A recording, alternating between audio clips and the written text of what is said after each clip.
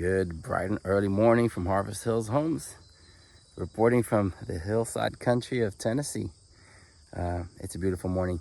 This last 10 days has been over 100 degrees just about every single day.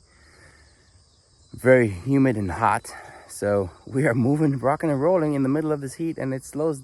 A lot of crews have been slowed because by 2 o'clock in the afternoon it is absolutely miserable to do any kind of work. But you can't stop, so let me show you what your house would look like underneath the slab. Oh, let me try to get the shade out of my face. There we go.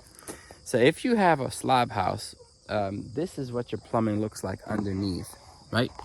So we have tub, vanity, sinks, toilet. So there's a wall in between here with a toilet on each side. You got the water line, sleeved water lines. So anything that goes under a slab has to be sleeved so that if any shifting happens, your pipe doesn't get compromised.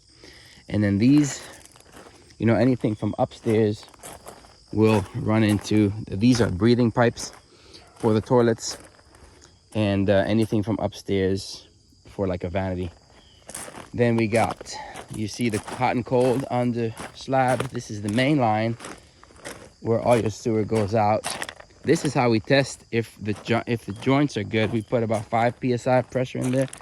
So they put 10 or 9, and it can't go below 5, and you're good. So overnight, by the time inspectors come, as long as it's still at least 5, it passes.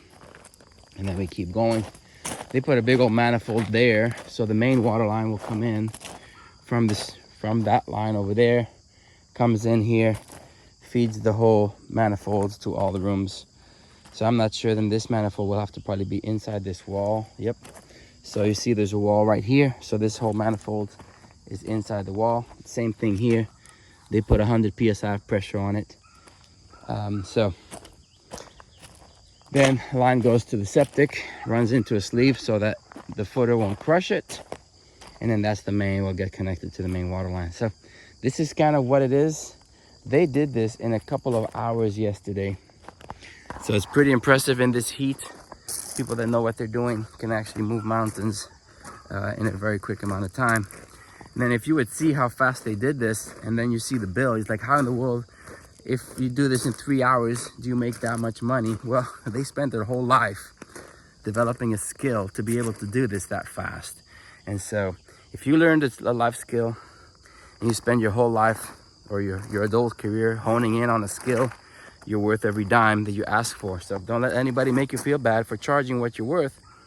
If you have a skill that nobody else has, and you can charge whatever you want, in all fairness to that, be comparable to the same trade in your area. But every so often we get comments, it's like, why is this so expensive if you did it in 20 minutes? Well, I spend my whole adult life learning a trade that I can do it in 20 minutes professionally.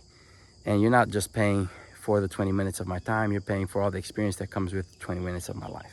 So it sounds arrogant to some people if they don't understand how this works, but there's not a lot of people coming in the trades. We are a dying breed, sadly. So teach your kids the trades, encourage them to go to trade school instead of college.